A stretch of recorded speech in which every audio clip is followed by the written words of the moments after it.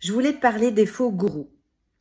Tout d'abord, il faut remettre les choses dans leur contexte. Un gourou, c'est quoi? C'est quelqu'un qui lève le voile de ton ignorance, qui te révèle la vérité, avec le grand V, la connaissance, si tu préfères, afin de te libérer de toutes tes limitations, donc moksha pour le Vedanta, ce qu'on appelle populairement l'illumination. Et il y a très peu de bons gourous. Surtout en francophonie, il y en a beaucoup où c'est du show. Et je suis toujours subjuguée de voir la naïveté crasse des gens qui ont soif de spiritualité et qui sont prêts à suivre n'importe qui et à écouter n'importe quoi.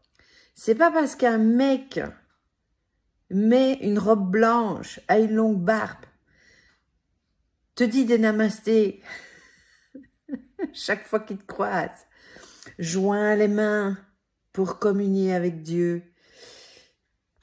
et fait des pauses de 10 minutes de silence avant d'ouvrir la bouche, que le mec est réalisé et qu'il va t'aider très concrètement à faire sauter le mur entre la vérité et toi. Un petit peu comme Tony Robbins. Tony Robbins, c'est la rockstar du coaching.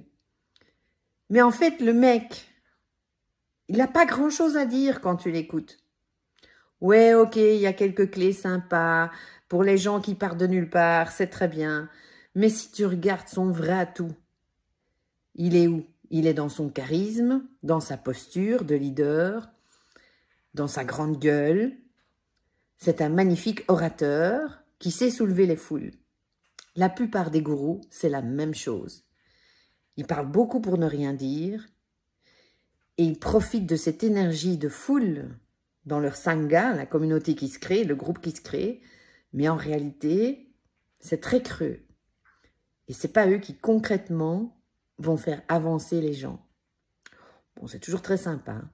Donc attention, c'est pas parce qu'ils sont déguisés et ils parlent comme des vrais, entre guillemets, que ça va le faire.